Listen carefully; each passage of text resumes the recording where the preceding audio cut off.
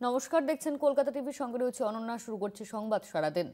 একাদশ ও দ্বাদশ শ্রেণীর শিক্ষক নিয়োগে বড় ঘোষণা এসএসসির।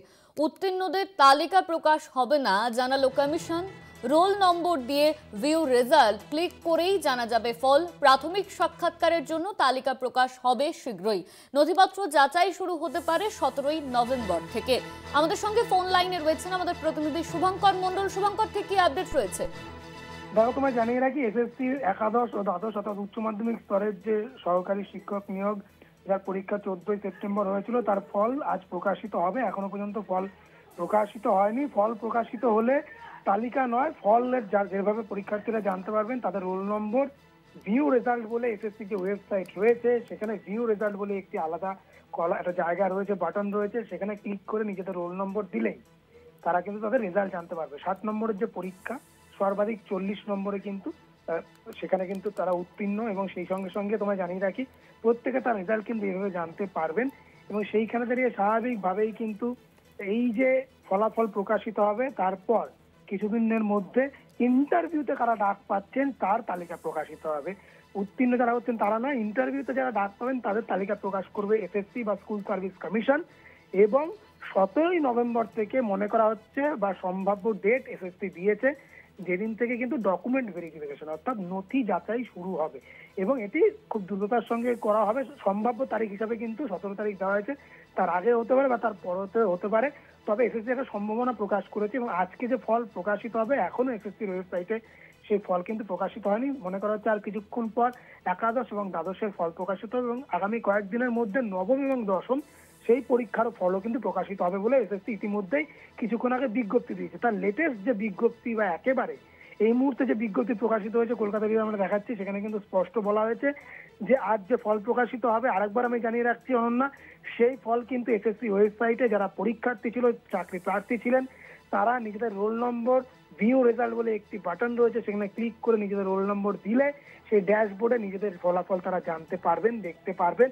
এবং কিছুদিন পর থেকে কিন্তু একেবারেই ইন্টারভিউর জন্য কারা সিলেক্টেড হলেন, কাদের নাম এলো ইন্টারভিউ লিস্টে, সেই তালিকা এসএসসি প্রকাশ করবে। সেই সঙ্গে সঙ্গে সম্ভাব্য নথি যাচাইয়ের প্রক্রিয়া যেটি হয়, সেটি কিন্তু 17ই নভেম্বর থেকে শুরু হতে পারে বলেও এসএসসির তরফ থেকে বিজ্ঞপ্তি দিয়ে জানানো হয়েছে। আনন্দ, ধন্যবাদ তোমায় শুভঙ্কর। আমাদের সঙ্গে ফোন লাইনে ছিলেন আমাদের প্রতিনিধি শুভঙ্কর মণ্ডল। আমাদের সঙ্গে ফোন লাইনে রয়েছেন সিপিএম নেতা তথা আইনজীবী বিকাশ রঞ্জন ভট্টাচার্য। একাদশ ও দ্বাদশ শ্রেণীর শিক্ষক নিয়োগে বড় ঘোষণা করা হয়েছে এসএসসির তরফে। সেখানে বলা হয়েছে উত্তীর্ণদের তালিকা প্রকাশ হবে না, এমনই কিন্তু কমিশনের তরফে জানানো হয়েছে। আপনার প্রতিক্রিয়া? উত্তীর্ণদের যদি তালিকা প্রকাশ না হয় তাহলে নিয়োগ হবে না, এবং তারা কেন তালিকা প্রকাশ করতে পারছেন না সেটা তাদের ব্যাখ্যা করতে হবে, তা না হলে তো একটা ধোঁয়াশা থেকেই যাবে। ধন্যবাদ আপনাকে। আমাদের সঙ্গে ফোন লাইনে ছিলেন সিপিএম নেতা বিকাশ রঞ্জন ভট্টাচার্য।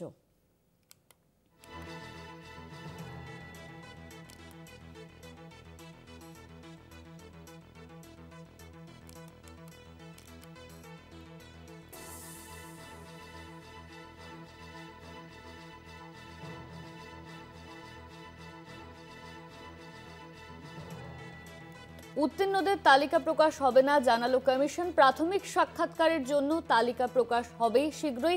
রোল নম্বর দিয়ে ভিউ রেজাল্ট ক্লিক করে রেজাল্ট জানতে হবে, এমনকি কিন্তু বলা হয়েছে। একাদশ ও দ্বাদশ শ্রেণীর শিক্ষক নিয়োগে বড় ঘোষণা এসএসসির তরফে। উত্তীর্ণদের তালিকা প্রকাশ হবে না জানানো হয়েছে কমিশনের তরফে। উত্তীর্ণদের তালিকা প্রকাশ করা হবে না, রোল নম্বর দিয়ে ভিউ রেজাল্ট ক্লিকেই জানা যাবে ফল, এমনই কিন্তু বলা হচ্ছে এসএসসির তরফে।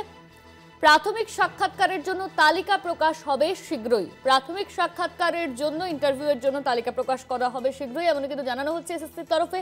একাদশ ও দ্বাদশ শ্রেণীর শিক্ষক নিয়োগে বড় ঘোষণা করা হয়েছে এসএসসির তরফে, যেখানে বলা হয়েছে উত্তীর্ণদের তালিকা প্রকাশ করা হবে না।